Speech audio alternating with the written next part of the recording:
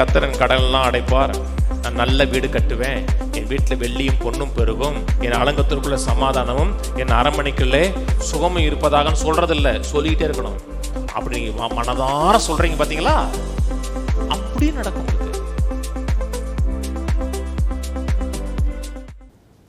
எவனாக இந்த மலையை பார்த்து நீ பெயர்ந்து சமுத்திரத்தை தள்ளிண்டு போய் என்று சொல்லி தான் சொன்னபடியே நடக்கும் என்று தன் இருதயத்தில் சந்தேகப்படாமல் விசுவாசித்தால் அவன் சொன்னபடியே ஆகும் என்று மெய்யாகவே அவன் சொல்லுகிறேன். யாரானாலும் சரி, அவன் என்ன சொல்றானோ அது மட்டும் தான் நடக்கும். இல்லைங்க, எனக்கு அதில் நான் நம்பிக்கை இல்லை, உங்களுக்கும் சொல்லப்படி தான் நடக்கும்.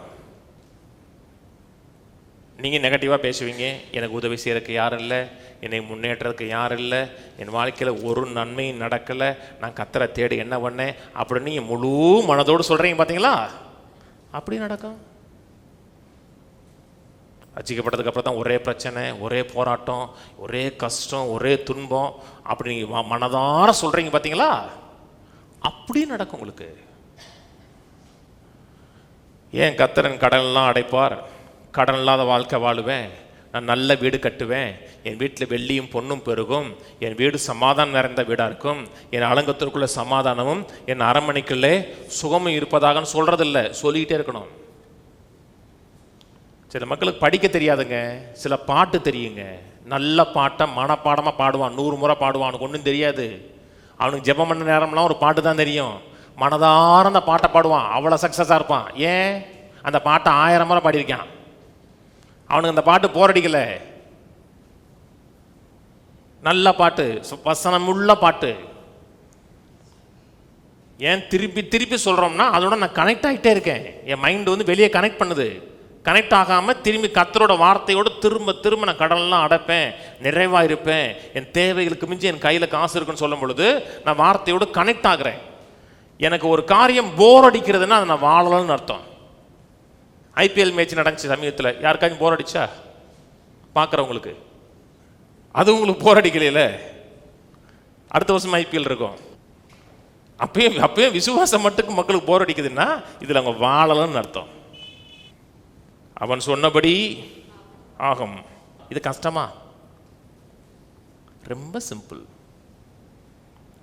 தேவனுடைய அத்தனை காரியங்களும் சிம்பிளுங்க, எளிமையானதுங்க. யாரே ஒருத்தர் உங்களுக்கு அதை வந்து திருச்சி சொன்னா தான் உங்க கஷ்டம். தேவன் வந்து அவ்வளத்தையும் எளிமையாக வச்சிருக்கிறார். புரிந்து கொள்ளணும், அறிந்து கொள்ளணும்னு நினைச்சு படித்தோம்னா பைபிள் வந்து உங்களுக்கு ஓப்பன் புக்காக இருக்கும். ஏசு பேசினார் இல்லையா? எத்தனை பேருக்கு எழுத படிக்க தெரியாது? எல்லாருக்கும் எழுத படிக்க தெரியுதுல்ல? ஏசு காலத்தில் ஏசு போதிச்ச பெரும்பாலான நாட்கள் எழுத படிக்க தெரியாதவங்க தெரியுமா? எந்த ஸ்கூலுக்கும் போலங்க, எந்த பைபிள் காலேஜுக்கும் போலங்க, எழுத படிக்க தெரியாதவங்க சாதாரண பாமரர்களுங்க. அவர் மீன் பிடிக்கிறவங்கள்ட்ட பேசினார், சாதாரண ஆட்கள்கிட்ட பேசினார். அவர் பேசுகிறது அவர்களுக்கு புரிஞ்சிச்சு. ஒரு சில ஆட்கள் மட்டும் தான் படித்தவங்க, மத்தையும் மட்டும் தான் படித்தவர், லூக்கா படித்தவங்க. பெரும்பாலான ஆட்கள் வேதமே சொல்லுது, ஒரு படிப்பறிவு இல்லாதவர்களும் வேதமே அவங்க சொல்லுது. இவள் கல்லாதவர்கள் பைபிள் சொல்லுதா? ஏன்? டீச்சர் வந்து ரொம்ப சிம்பிளாக டீச் பண்ணார். மரத்தை பாருங்கள்னாரு, வயலை பாருங்கள்னாரு, கடலை பாருங்கள்னாரு, வீட்டை பாருங்கள்னாரு. ஒரு டீச்சரை வந்து நல்ல டீச்சருங்கிறோம். ஏன்? சிம்பிளாக சொல்லி கொடுக்குறாருன்னு அர்த்தம். அவர் சொல்லி கொடுத்தாருன்னா புரிஞ்சுருன்னு அர்த்தம். இப்போ உங்களுக்குள்ள டீச்சர் இருக்கிறாரா? ஆதியானவர். அப்போ உங்களுக்கு என்ன செய்யும்? புரியும்.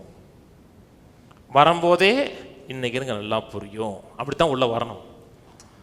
கையில் போது சொல்லுவாங்க, நான் அனைத்தையும் கற்றுக்கொள்ள முடியும், புரிந்து கொள்ள முடியும், நான் புரிந்து கொள்ள வேண்டிய அத்தனை காரியங்களையும் தேவன் எனக்குள்ளே இருந்து புரிய வைக்கிறார்.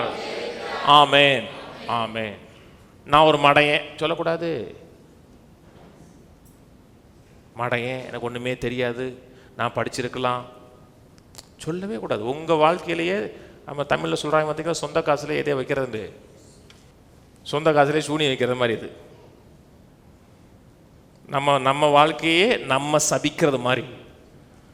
நல்லதை பேசுங்க, நான் கற்றுக்கொள்ள முடியும். எனக்கு வயசாக என்னுடைய மைண்டு வந்து பிரைட் ஆகுது, ஷார்ப் ஆகுது. வயசாக ஷார்ப்பாக இருக்கணுங்க. என்ன வேதம் சொல்லுகிறது? நாளுக்கு நாள் உள்ளான மனிதன் புதுப்பிக்கப்படுகிறான் இருக்கு. மூளை புதுப்பிக்கப்படுதுன்னு சொல்லலை, மைண்டு புதுப்பிக்கப்படுது. மூளை மூலமாக மனது வேலை செய்யுது. சிந்திக்கிறது மூளையா மனதா? மனது சிந்திக்கிறது, மூளை மூலமாக செயல்படுது. அப்போ நாள் ஆக என்ன சொல்லணும்? நான் எதையும் கற்றுக்க முடியும் அப்படின்னு சொல்லணும். பிள்ளைகளுக்கு சொல்லிக் கொடுக்கணும். ஸ்கூலில் சொல்லிக் கொடுத்துறாங்க, இவங்கெல்லாம் ஸ்லோ லேர்னருங்கிறாங்க. ஒரு குரூப் வச்சுருக்காங்க தெரியுமா? சனிக்கிழமை ஞாயிற்றுக்கிழமை வீட்டுக்கு போட மாட்டாங்க, ஸ்லோ லேர்னர் உட்காருட்டுருவாங்க. இப்போ தமிழில் அழகாக சொல்கிறாங்க, இங்கிலீஷில் ஸ்லோ லேர்னர்னு. முன்னாடிலாம் மக்கு தேடி உட்காருப்பாங்க. நம்ம ஸ்லோ லேர்னர் கிடையாது, ஃபாஸ்ட் லேர்னர். ஷார்ப்பாக இருக்கிறேன், பிரைட்டாக இருக்கிறேன். சில காரியம் பிடிக்கலன்னா சொல்லிக் கொடுங்க பிள்ளைகளுக்கு. பிள்ளைகளுக்கு வந்து சொல்லிக் கொடுக்காதீங்க, ஸ்லோ லேர்னர்னு சொல்லிக் கொடுக்காதீங்க. உனக்குள்ள இருக்க தேவன் எல்லாவற்றையும் சொல்லிக் கொடுப்பார், அறிந்து கொள்வதற்கு உதவி செய்வார். உன்னால் கற்றுக்கொள்ள முடியாத காரியம் ஒன்றுமில்லை, அதை சொல்லிக் கொடுங்க. அப்போ நீங்கள் விசுவாசிக்க முடியாத. எப்படி விசுவாசிக்கிறாங்க? எப்படி அந்த அறிவு உண்டாகுதுன்னா, பிள்ளைகளுக்கு கர்த்தருக்கு பயப்படுகிற பயத்தை சொல்லிக் கொடுங்க. கர்த்தருக்கு பயப்படுகிற பயம் இல்லை என்றால் அந்த அறிவு காலனாவுக்கு பயப்படாது. கர்த்தருக்கு பயப்படுவதே ஞானத்தின் ஆரம்பம். கர்த்தரோட நல்ல உறவு வைங்க, உங்களுக்கு புரியும். அப்புறம் உங்கள் பிள்ளைக்கு புரியும், அப்பட பிள்ளைகளுக்கு புரியும். நல்லதை விசுவாசிங்க, நல்லதை சொல்லுங்க, அவன் சொன்னபடி ஆகும்.